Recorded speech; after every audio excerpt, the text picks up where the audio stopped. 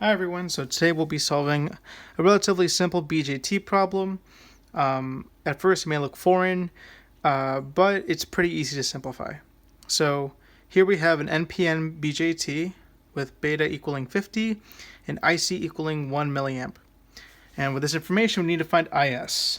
Alright, so first off, there are three things we need to know. 1. Thevenin equivalence, 2. BJT identities, and 3. Ohm's law. Now, this whole process can be broken up into 5 steps. So, the first step is to take the Thevenin of the left side and simplify the circuit. The second step is to find IB, then IE. Third, we're going to use Ohm's law to find VB and VE. Fourth, we're going to find VBE, subtracting VB and VE. And then number 5, just plug it into what I call the holy equation. So, first, on this left side here, there are a few things we need to consider. This is what you got to know. For Thevenin equivalence, just those two formulas. For BJT identities, just those 3 for this problem. And last but not least, Ohm's law. All right. So with that information, let us get started. So, step 1. Take Thevenin of left side to simplify the circuit. Alright, so we just plug in the values we had at the beginning of the problem.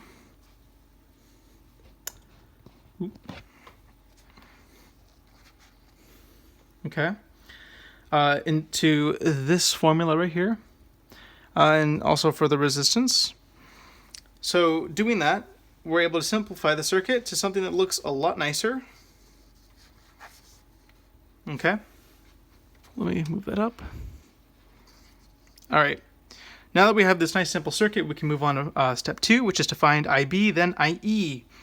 So IB, we know from here, is IC equals beta IB. Well, we can reverse that to make it IB equals IC over beta. So here we have IB equals IC over beta, which equals 1 milliamp over 50, which is just equivalent to 20 microamps. All right, and then IE here is just simply equal to, as we have right here, IC plus IB, which is 1.02 milliamps. All right, great. Let's move on to step 3. Now, in step 3, it's just Ohm's law. As we defined up here, we're going to use Ohm's law to find VB and VE. All right, so we can rearrange Ohm's law to a very familiar expression, I equals V over R. So for IB, we can write it as 3 volts minus VB, because that's where VB is going to be, over 15K, which is just simply equal to 20 microamps, as we found in part 2, or in step 2. And this simplifies down to 3 minus VB equals 0.3 volts, and VB equals 2.7 volts. And for IE, it's even simpler because it connects to ground. So it would be written as IE equals VE minus 0 over 2.3K, but we don't really need the minus 0. So it's just VE over 2.3K, which is equivalent to 1.02 milliamps, as we defined in part 2. And VE from here will just simply equal 2.346 volts. All right. Step 4, to find VBE, we can just subtract VB, or subtract VE from VB.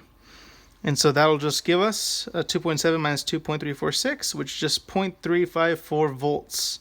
And we're going to be plugging this into the holy equation up here, IC equals a saturation current times E to the VBE over VT. And we do this we measure VT in millivolts. So we want to convert from 0.354 volts to 354 millivolts. We definitely don't want to make a conversion mistake, and that's often the reason why a lot of people get problems wrong with simple unit conversion errors. All right, and then last but not least, part 5. So we have 1 milliamp, which is just IC, as we defined in the beginning of the problem. So 1 milliamp equals a saturation current times e to the 354, which we got from here, over 25. And BT, if you don't know, is just a constant for 25, just to clear that up. And that simply gives us, we just divide 1 milliamp by this to get the saturation current alone, which gives us 70.86 nanoamps. All right, that's pretty much it. If you have any questions, please feel free to leave a comment below, and I'll see you guys next time.